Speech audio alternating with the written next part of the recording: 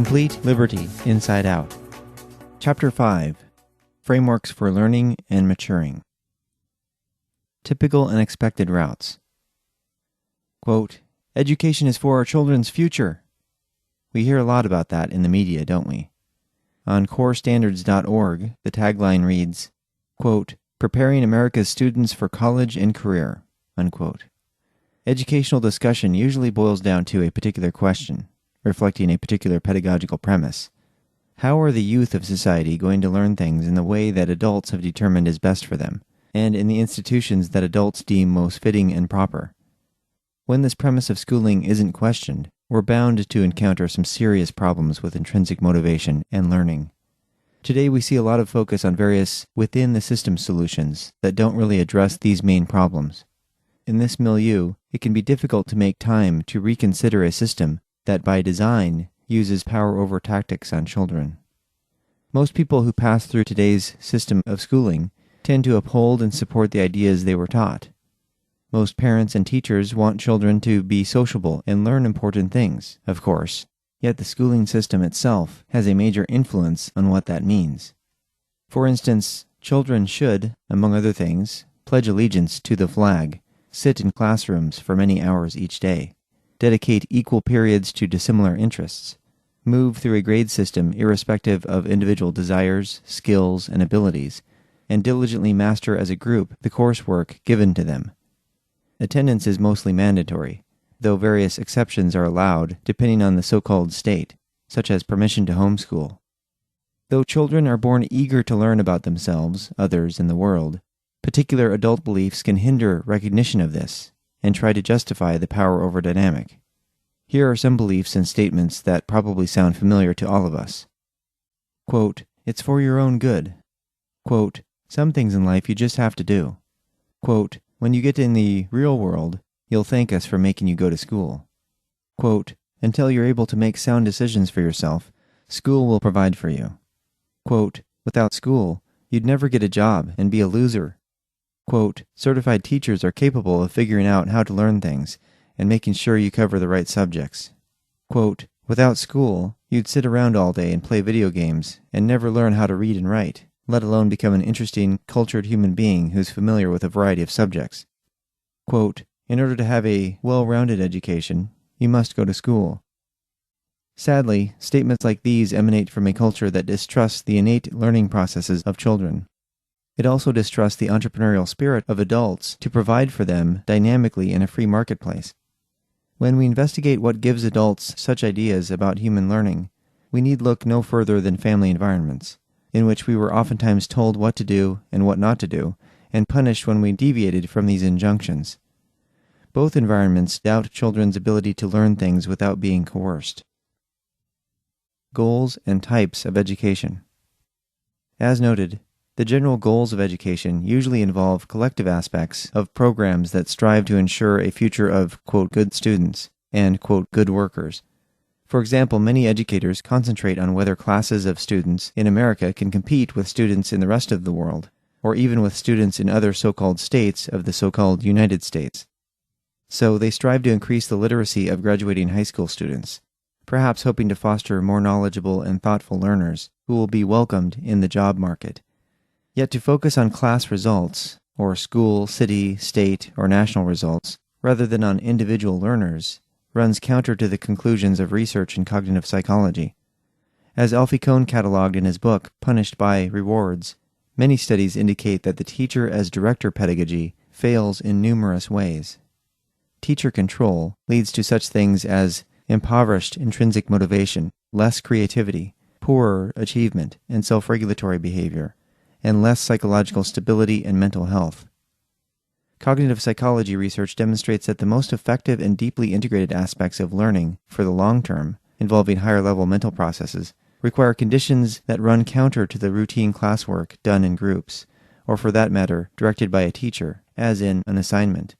Thus, instead of a one-size-fits-all approach that teaches to the theoretical average student, an approach that caters to each learner's particular intellectual and emotional context is most consistent with optimal cognitive functioning. In the realm of information acquisition, processing, and effective utilization, individuals best proceed at their own pace, according to their own interest. Group schoolwork that's not requested based on interest tends to lack appeal and thus be cognitively ineffective.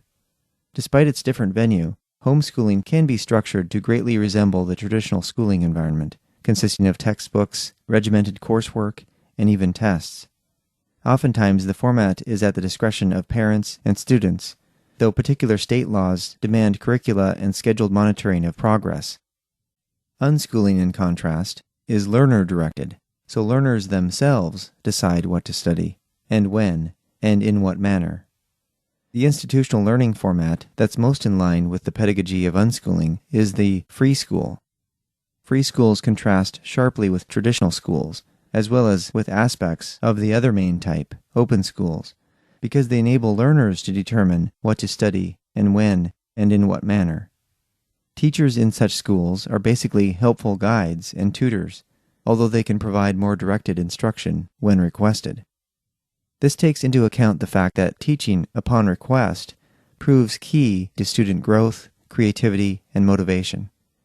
In some free schools, such as the Sudbury Valley School model, students have democratic influence in the structure and operations of the school itself, including who staffs them.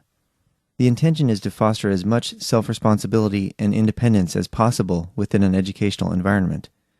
Open schools tend to be at least partially teacher-influenced, in that they have an occasional lesson or structured activity given by teachers that everyone is expected to participate in. They do not have grading and testing, however. Feedback on work is provided when it's requested, but evaluation of students by a teacher is usually considered detrimental to independent and self-focused scholarship. This reflects the research, which shows that even many so-called high-achieving students, in response to rewards such as grades, end up taking shortcuts to achievement and tend to view out-of-class learning as unfulfilling. On the other end of the institutional spectrum are the ubiquitous governmental and other traditional schools, which even include most progressive varieties. These are based primarily on a couple pedagogical beliefs: that teachers know best what students ought to be doing with their time and energy, and that teachers should be the final judges of students' activities. Therefore, teachers devise myriad exercises and lesson plans to constrain and control the learning processes of students, supposedly to foster their intellectual growth. Teachers assign various group and individual activities, which entail lesser or greater amounts of student choice. Most activities are expected to be completed by a certain teacher-imposed deadline. Parallels to this method are drawn by teachers and administrators to employees in the workplace. The thinking is that employees do their jobs as outlined by employers and perform in such a manner as to satisfy the job requirements, including completion of tasks on time. If not, employees get reprimanded or fired. So, teachers instruct, and students should learn how to follow instructions. Teachers devise tasks, and students should do them, hopefully with minimal fuss. If not, punishments are enforced, for example, lowered grades or detention, and privileges are taken away, even the privilege of being in school, suspension or expulsion. In many cases, as Cohn pointed out, quote, teachers hold out the possibility of more academic work as a punishment, or the possibility of less work as a reward, which drives home the lesson that learning is something a student should want to avoid, unquote. Other researchers, although notably Marxist in their political position, surmise that traditional schooling and workplaces merely train people to be good followers and reactive to rewards and punishments, rather than responsive to their own conscience, values, and creative capacities. As I noted in The Psychology of Liberty, we can also use this workplace metaphor in a different way, to different effect. We can view learning services from a business management perspective, in order to expose some relevant psychological issues. In formulation of his, quote, Quality Schools, psychiatrist William Glasser compared students with employees and noted the stark differences between the old, traditional management style and the new style. He outlined 4 basic elements in each style. Quote, boss managing, old style. 1. The boss sets the task and the standards for what the workers' students are to do, usually without consulting the workers. Bosses do not compromise. The worker has to adjust to the job as the boss defines it. 2. The boss usually tells, rather than shows, the workers how the work is to be done, and rarely asks for their input as to how it might possibly be done better. 3. The boss, or someone the boss designates, inspects or grades the work. Because the boss does not involve the workers in this evaluation, they tend to settle for just enough quality to get by. 4. When workers resist, the boss uses coercion, usually punishment, almost exclusively to try to make them do as they are told, and, in so doing, creates a workplace in which the workers and manager are adversaries. Lead managing. New style. 1. The leader engages the workers in a discussion of the quality of the work to be done and the time needed to do it, so that they have a chance to add their input. The leader makes a constant effort to fit the job to the skills and the needs of the workers. 2. The leader, or worker designated by the leader, shows or models the job so that the worker who is to perform the job can see exactly what the manager expects. At the same time, the workers are continually asked for their input as to what they believe may be a better way. 3. The leader asks the workers to inspect or evaluate their own work for quality, with the understanding that the leader accepts that they know a great deal about how to produce high-quality work, and will therefore listen to what they say. 4. The leader is a facilitator in that he shows the workers that he has done everything possible to provide them with the best tools and workplace, as well as a non-coercive, non-adversarial atmosphere in which to do the job." Unquote. Clearly, the new style of managing strives to honor dignity in the workplace via empowering individuals to make crucial decisions. Glasser noted that a large part of the new style of managing stems from the ideas of W. Edwards Deming, a major management theorist and consultant of the 20th century. Deming's theories and practices of managing have contributed to the tremendous increases in productivity and quality found, for example, in Japanese companies. These companies, unlike many companies in America, at least initially, embrace the notion that workers know their work best. A free environment in which to make decisions also increases quality, efficiency, and profits. The boss managing techniques are symbolic of basic distrust in human ability. Although in today's economy it's utilized less than in previous decades, this management style can still be encountered to a disturbing degree. Inherent distrust of workers, as well as managers' fears of losing control of operations if they become facilitators instead of commanders, permeates many businesses.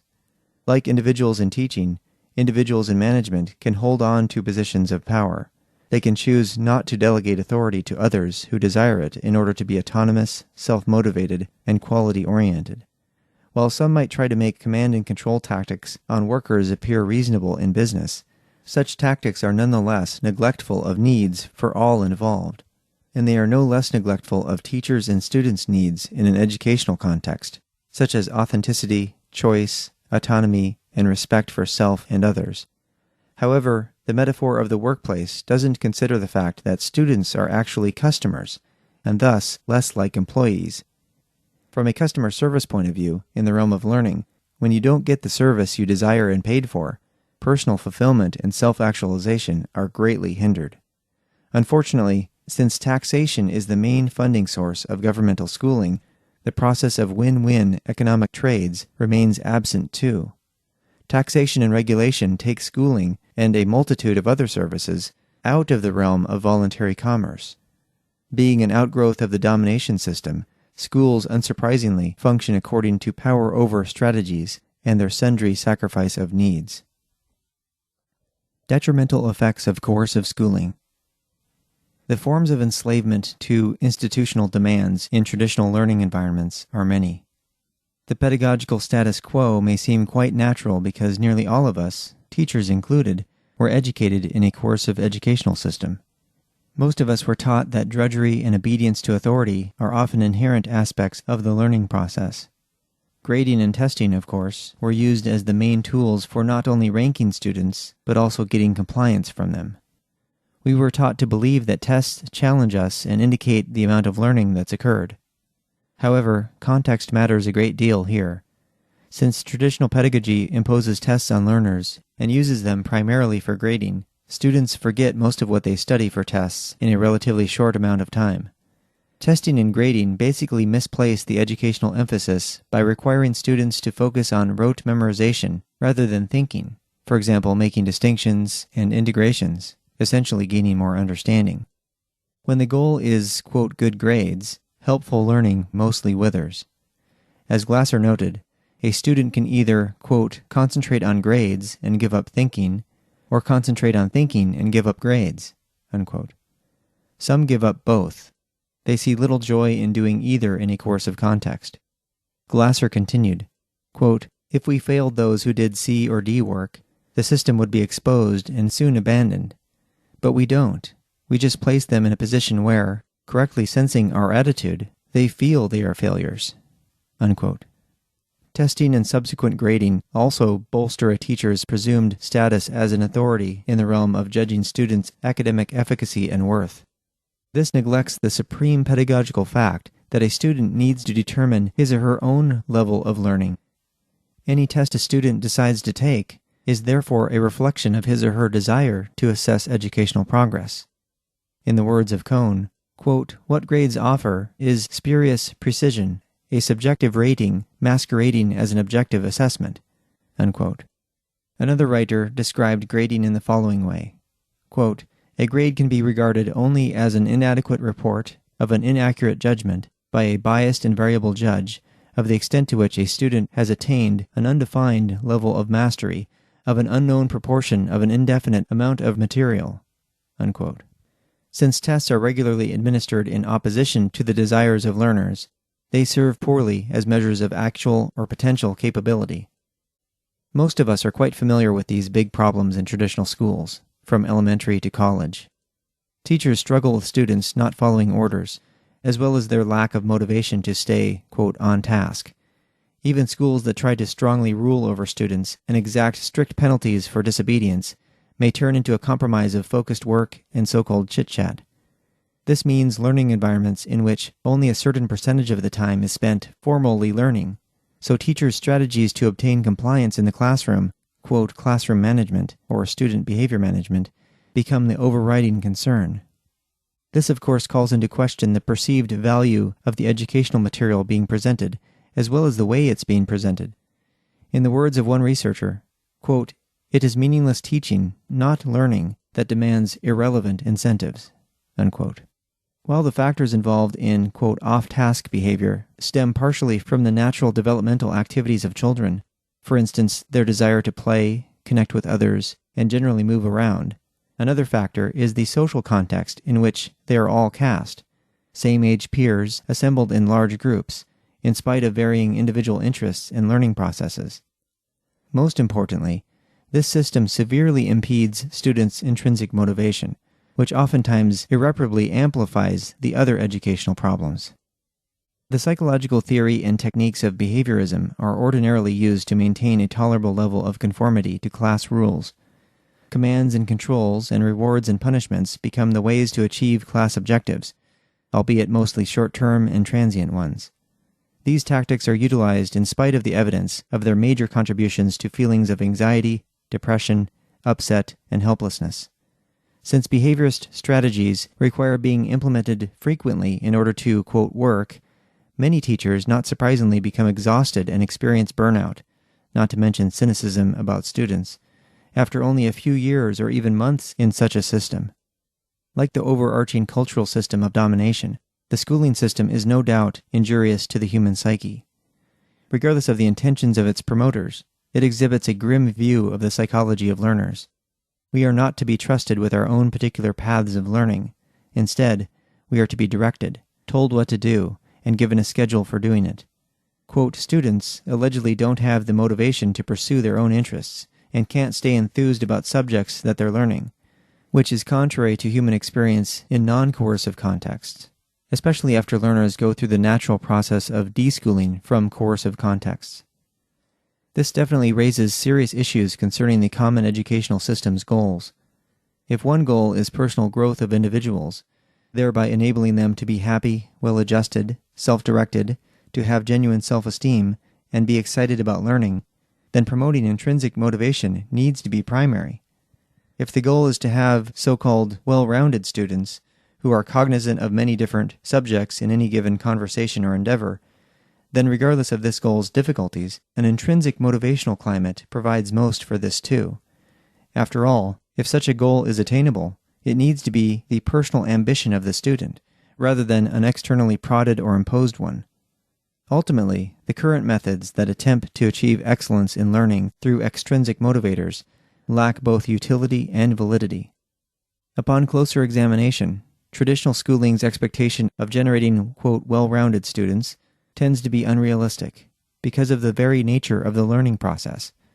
Not only does it require major feats of memory, but also that students study subjects and fields of knowledge that have little or no appeal to them. In fact, these two aspects, memory and appeal, are interrelated. Research shows that we remember much better what we have an interest in learning, which typically is a smaller breadth of information than we are given in modern or traditional curricula. We also tend to remember things that we repeatedly come in contact with in an interesting or mentally constructive way, in addition to rehearsal. More importantly, when we actively integrate and relate such things to the rest of our knowledge, we can make it more comprehensible. The best intentions for remembering do not accomplish much when these two factors of repeated constructive contact and comprehensible integration are not heeded. Again, we do not remember much of what we are not interested in learning, which stands to reason according to intrinsic motivation. When we're enthusiastic and motivated, however, we take learning seriously and try to obtain the most from our experiences, which includes remembering what's important instead of what's mostly trivial.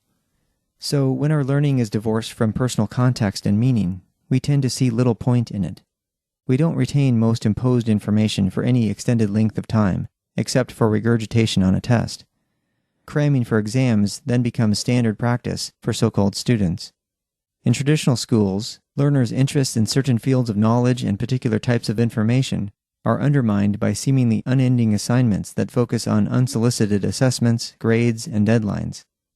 Completion of assignments according to teachers' standards then becomes the primary concern, rather than authentic integration of useful knowledge for self-directed persons. The damaging effects on learners tend to foster more of the same tragic strategies by teachers. Loss of interest and attention and an increase in, quote, off-task behavior seemingly require more teacher control and monitoring. Teachers now deal with mostly extrinsically oriented persons instead of intrinsically oriented ones. Essentially, educational control begets extrinsic motivation in students, and educational freedom begets intrinsic motivation. Studies repeatedly show that various forms of carrots and sticks, i.e. types of extrinsic, quote, motivators, pressures, and commands, tend to foster an environment that purportedly requires this style of teaching. Worse still, they lead to many deleterious learning consequences. For instance, less depth and enduring comprehension of knowledge, less creativity, and even less efficiency in task completion. Such policies foster persons who respond less well to feedback and are more likely to attribute lack of academic success in specific activities to an inherent lack of ability, rather than lack of effort, than those who are intrinsically motivated. True to form, yet another study showed that students who had controlling teachers experienced lower self-esteem, as well as diminished interest in activities that were otherwise interesting for non-controlled students, who had teachers who promoted decision-making. Unsurprisingly, diminished level of intrinsic motivation was another outcome of the teacher-controlled group. Losing interest in learning, that is, losing intrinsic motivation, is definitely one of the most destructive consequences of controlling and unsolicited teacher-directed education. In fact, when self-motivation is low, students ascribe scant meaning to the learning process. And if there's little meaning for learners, there will be little, quote, excellence in education. Psychologically, our sense of worth and competence, and ability to control our own lives, remains in jeopardy when extrinsic motivation displaces intrinsic motivation. Our education is now out of personal control and left at the mercy of teachers and the system.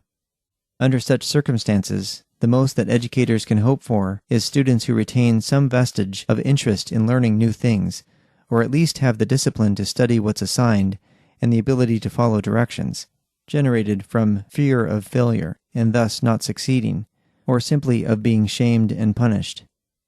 Back in 2000, I surveyed a group of about 25 private elementary school students in an allegedly Montessori learning environment, actually only a semi-open pedagogy. In answer to the question about why they study in school, only about a quarter responded, "Because I want to," as their most important reason. The most popular answer was, in order to succeed in life. We know from our own educational experiences that we typically do schoolwork more for grades and/or for satisfying our teachers' and parents' expectations than for satisfying our own curiosity. Ultimately, fulfilling perceived authorities' wishes and correctly guessing their expectations are part and parcel of the traditional educational system. We also know that tests and their product, grades, that have not been requested by us tend to be counterproductive to maintaining our interest and creativity. Tests and grades tend to promote a concentration on the end result, good or bad performance, rather than the fun and interesting process of learning itself. This, of course, is distracting and destructive of effective, high-quality, process-oriented work. Drawing a learner's attention to his or her performance can also foster forgetting the challenging material just dealt with. Learners who focus on tests and grades, instead of being immersed in the task at hand, are more likely to forget even rote material a week or so later. A definite qualitative difference exists between evaluating students with tests and grades and providing informative feedback on the work being done.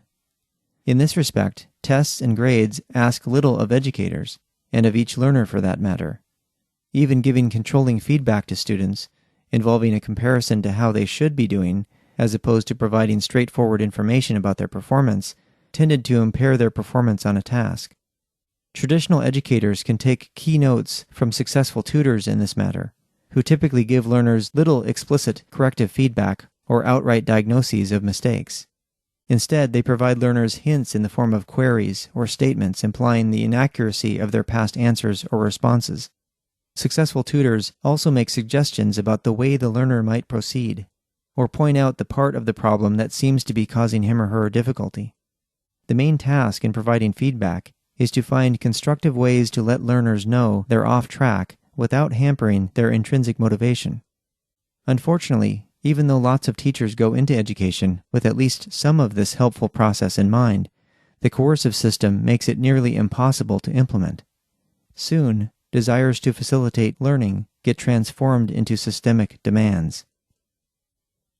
Honoring volition.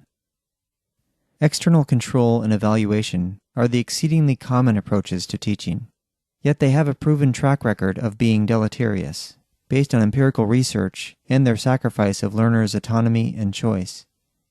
A pedagogy that includes required textbooks, required assignments, imposed tests and unsolicited grades, and minimal self-initiated and self-directed learning clearly doesn't honor the volitional capacity of persons. In the short term, of course, some students will follow directions correctly and think on their own when told it's necessary to do so, for instance, when choosing a topic for a required paper. Some students might stay, quote, on task for an academically satisfactory length of time to process a certain amount of information, essentially following a curriculum outlined by teachers. These are, to say the least, suboptimal goals for nurturing the human potential. They are not effective at promoting thoughtful, creative, critical thinking, independent, well-adjusted, confident, happy, and ultimately educated children, adolescents, and adults. Moreover, these suboptimal goals and the procedures they entail also raise the issue of the invalid concept of omniscience for teachers. No teacher can possibly know, on a personal level, the cognitive and emotional context of all the learners he or she, quote, teaches. No teacher can determine whether all minds are ready to listen to, let alone accept, the information presented. Lecture or study material, after all, is only a small percentage of the possible knowledge in a given field, provided from a certain person's perspective, which commonly overlooks the numerous questions, concerns, and caveats raised in the thinking and feeling person as he or she attempts to understand it. I too was immersed in this schooling process for nearly a couple decades, and it took some time to de-school myself and come to terms with the nature of the needs that had been sacrificed. My schooling journey consisted of Montessori preschool, in some respects a saving grace for me mentally, then public school from kindergarten through high school, complete with honor society courses, followed by university studies yielding 2 undergraduate degrees, a BBA in management and a BS in psychology, and a graduate degree in counseling psychology, complete with an outstanding Master of Arts award. So, I've seen a lot from the inside of modern pedagogy. And as with statism in general, the unseen costs are huge, and yet go largely unnoticed by most, given the copious distractions and fringe social benefits of schooling environments. Ultimately, instituting a regimen of lockstep classes, lectures, directed assignments, and evaluations through tests and grades doesn't invite and welcome genuinely thinking and feeling persons. The typical goal of a teacher, the alleged expert in a particular field, at least for the time covered in class, is to offer material that he or she sees as most important for persons to learn. Yet, if this is irrespective of each individual's psychological and intellectual context, then it's incompatible with thinking and feeling persons brimming with intrinsic motivation. Persons who think for themselves see issues and ideas from differing perspectives. They desire to reconcile various ostensible contradictions and comprehend the meaning of what's being investigated. So we obviously need to alter the basic premises and practices of modern education in order for learners to proceed at the pace they deem appropriate and in the way they believe is most suitable to their needs and interests. With this significant alteration in pedagogy, any solicited teacher becomes a, quote, guide on the side instead of a, quote, sage on the stage. When the goals of modern educators are simply their own goals that don't include the goals of students, the implication is that students are incapable of discovering what's useful and helpful for them, incapable of finding the information they need to satisfy their own desires. Nothing could be further from the truth, of course, though it can be hard to realize in a domination system of rewards and punishments. Dispensing with such status quo notions enables us to see how respectful, benevolent, and important it is for learners to seek the information they are looking for, with possibly the requested guidance of various persons with expertise. A main objective, then, becomes to satisfy one's own desires for knowledge and skills. So, what can society be like if such trust were invested in people seeking to learn things? This trust is really trust in the life force of every human being who desires to gain an insight, make a connection, solidify an idea, execute a project, create something, perfect a motion, hone a skill, resolve a disagreement, and achieve a dream. We know as adults that immense satisfaction can be found in doing these things, and in being able to do them, in addition to realizing all their beneficial effects. This is obviously antithetical to fulfilling someone else's expectations about what one, quote, should be doing with one's time. Moreover, this issue is more than about the nature of learning. It's about living for one's own sake, an independent mind grasping reality by means of its own reasoning capability. It's about having a basic trust in the scientist and artist within each of us, and thus within others, to produce and maintain an advanced civilization of benevolent interactions, progress, and prosperity. Actually, if this attitude and capacity were not part of human nature, we would not see people in the role of teachers trying to educate the young human population. This would beg the question, if the learning process itself were in need of being taught, rather than simply a natural aspect of human consciousness, then how could the first, quote, teacher ever arise? How does any scientist, for instance, maintain the drive to continue his or her research, knowing that there will be many more questions, problems, even dead ends, in future experiments than successes? Sure, the cynical answer might be, quote, because of governmental grants, but personal desires and curiosity are major factors. Being children once ourselves, and observing children in various contexts, we can safely conclude that human beings have an innate ability to acquire knowledge and skills, and more still, to enjoy the self-directed processes of acquiring them. Given this truth, the bearing it has on the validity of traditional educational methods is monumental. Optimal learning environments. We can draw a clear distinction between schools that control student learning and those that facilitate it, i.e. that offer learning environments where students can pursue their own interests at their own pace, which of course include various unschooling environments. Divergent pedagogical perspectives are obviously involved in each type, but more broadly, and more importantly, two contrasting views of human nature are represented. To understand the psychological needs of learners entails differentiation of coercive educational methods from voluntary ones. After all, guidance in learning certainly has its merits in specific contexts, on account of neophytes' lack of knowledge and skills. As knowledge and skills increase, solicited guided learning can oftentimes be replaced with self-guided learning. Guided instruction in particular skills like piloting aircraft, practicing martial arts, and absorbing a foreign language might be quite different than most intellectual pursuits. Some disciplines include the development of physical dexterity or particular motor skill refinement, which tends to entail mimicry and repetition at the direction of a coach or instructor. Many intellectual pursuits are open to all sorts of different approaches, many equally effective.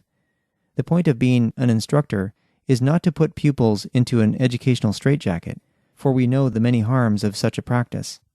Deciding the appropriate learning path to take is also a crucial part of each person's learning process. Ultimately, any learning environment's efficacy depends on the interests and proclivities of learners and the consistently non-coercive, i.e. voluntary, nature of the tasks involved in the program. Such environments cater to each learner according to the extent of his or her involvement, and they have no punishments for, quote, non-compliance. They merely document the time spent in that specific endeavor in that particular fashion, which is what various private programs tend to do currently. Of course, as noted in Complete Liberty, systemic educational changes also entail addressing the coercive side of politics, such as various governmental requirements, including licensure, which are programs widely endorsed by the educational establishment. Ceasing arbitrary control of the learning process means freedom to work as one pleases to satisfy the needs of all customers.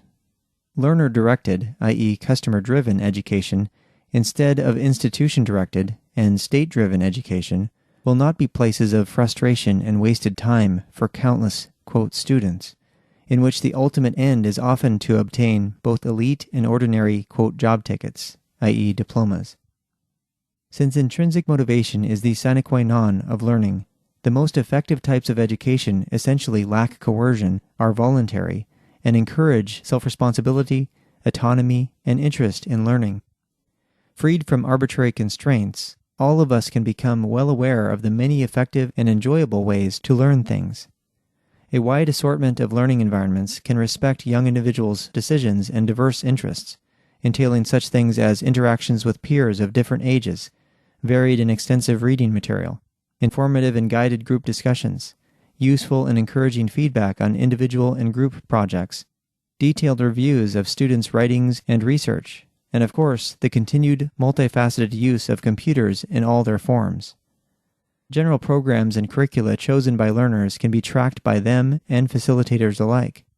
Portfolios documenting lists of experiences and cognitive emotional accomplishments can ensure objective evidence of involvement in particular programs, if it's requested by another learning center or by an employer, for instance.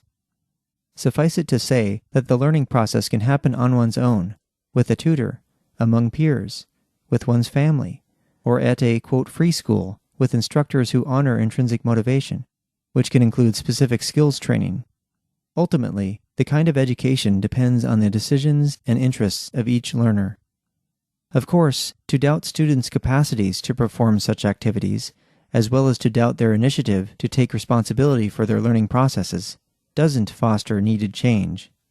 It just begets more of the same.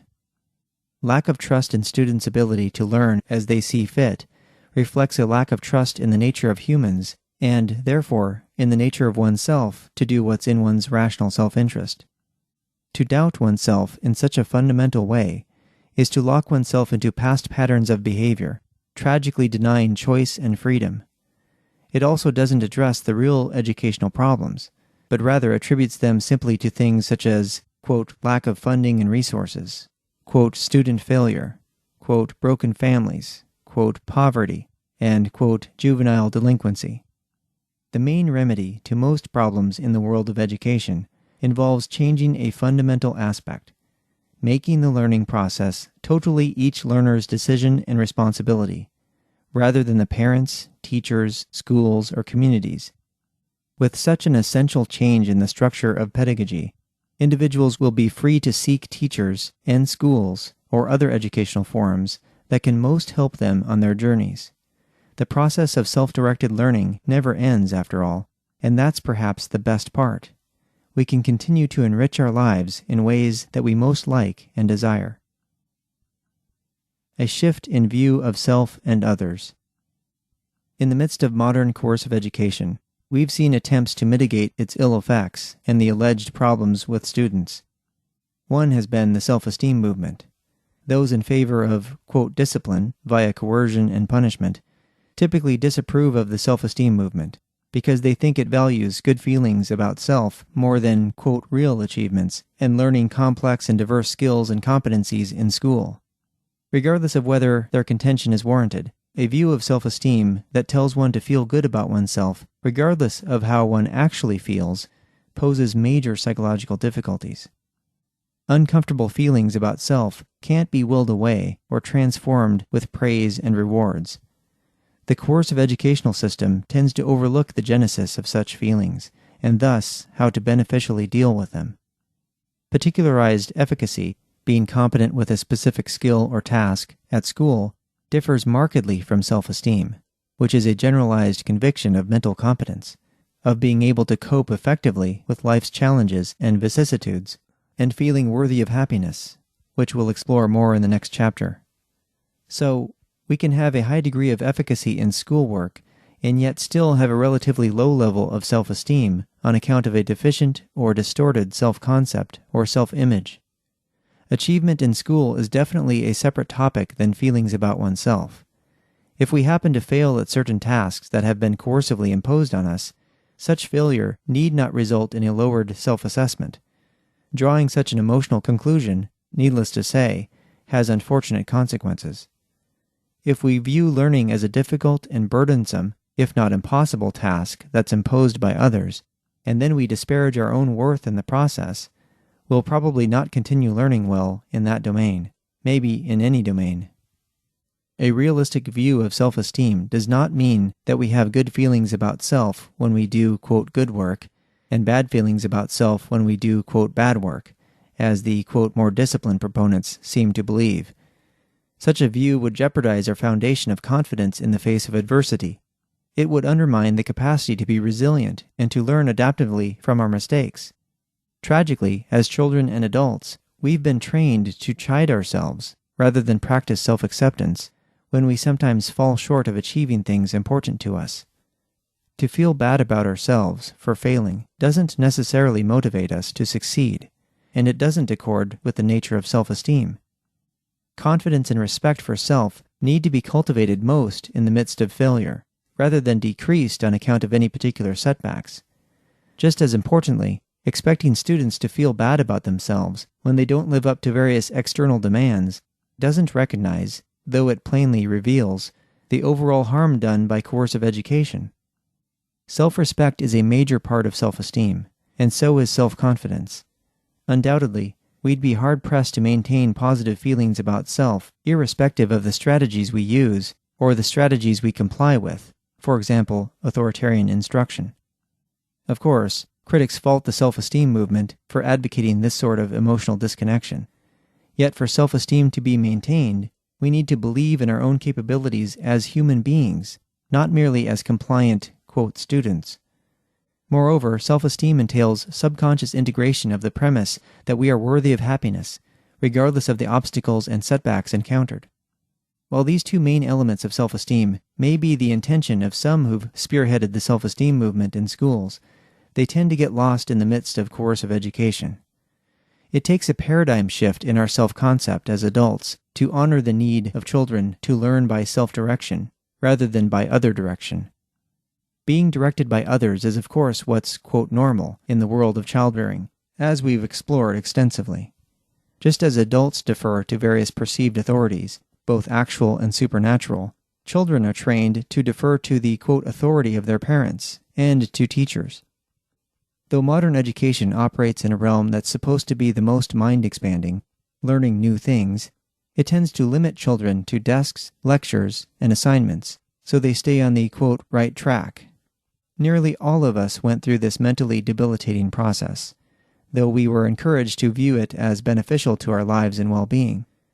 When we explore the deeper costs, we can see that viable alternatives are seriously needed. Yet, the cognitive dissonance that arises from sending children to places that don't really serve their interests no doubt leads to rationalizations. As in all systemic problems of domination, vast opportunity costs then go unrecognized or are minimized, and a focus is placed on derivative problems rather than primary ones and their essential solutions. For every year a child spends in the power over paradigm in school, he or she will need to spend extra time trying to reverse its harmful effects to his or her intrinsic motivation, as well as unlearn a lot of things that are basically untrue, especially about humans, and specifically about him or herself. For many more details, I refer you to my friend Brett Veinott's School Sucks podcast at schoolsucksproject.com. Although most adults don't spend much time deschooling and re-educating themselves in these matters, every little bit can help. When children's intrinsic motivation is honored from the beginning, many more life-enriching learning experiences can happen, both for themselves and for society in general, and in a way that's best suited to their context of knowledge and needs. Rather than coercing children to learn various things, while distrusting their natural curiosity to learn things willingly, we can instead understand and integrate the fact that children have a teacher within themselves, which was one of the key insights made by Maria Montessori. Once this is recognized, the systemic obstacles to children's learning stand out in bold relief. Basically, anything that hinders self-directed, i.e. freely chosen, learning can be cast aside, in favor of respecting the needs of children for choice, creativity, autonomy, self-responsibility, and so on. As noted, the term unschooling, coined by John Holt, entails the process of honoring children's intrinsic motivation. Versed in educational and psychological models, like Montessori, Holt knew the enormous benefits that self-directed learning provide children, and therefore why it's so essential to human flourishing. Imagine children being fully trusted by parents to make helpful decisions for themselves in their learning processes, irrespective of, quote, subjects. As mentioned, the job description of present-day teachers changes quite a bit, to one of encouraging individuals to proceed at their own pace, to pursue things in ways that they deem most suitable to their own needs and interests. As psychologist Carl Rogers noted, being a facilitator of learning is very different from being a teacher and evaluator. He knew that trust and respect are essential for authentic human relationships. How a facilitator relates to self and others, by virtue of being a facilitator instead of a teacher and evaluator, is a crucial element to successful learning. Here is Rogers' view of what the attitude of education can be. Quote, to free curiosity, to permit individuals to go charging off in new directions, dictated by their own interests, to unleash a sense of inquiry, to open everything to questioning and exploration, to recognize that everything is in a process of change. Here is an experience I can never forget. Unquote. Indeed, this presents the wonderful possibility of cultivating a whole new world, embracing the nature of change in a positive direction. Of course, such significant change is oftentimes frowned upon in a domination culture, because it calls into question many fundamental premises that have been relied on to keep things as they are, basically in a state of comfortable misery. The status quo bias looms large here in the belief that children simply won't learn how to direct their learning activity, especially in the ways that most benefit them, such as being able to read and write. This belief and lack of intrinsic motivation stems from a culture that doesn't foster it in any meaningful way. Nevertheless, we have abundant evidence regarding the efficacy of intrinsic motivation, of individuals having interests in achieving things based on what they want. In addition to all the academic research, children who are unschooled today prove that intrinsic motivation can make their lives absolutely wonderful. We as humans can do so much better, and we need not be restrained by our upbringing, our schooling, and the memes of religion and statism. Coercive methods are flawed at root, and they can be uprooted to allow for new and splendid things to grow. In order to do this, it's important for each of us to master the art of self-discovery, which means to focus more on our need for self-esteem, the main topic of the next chapter.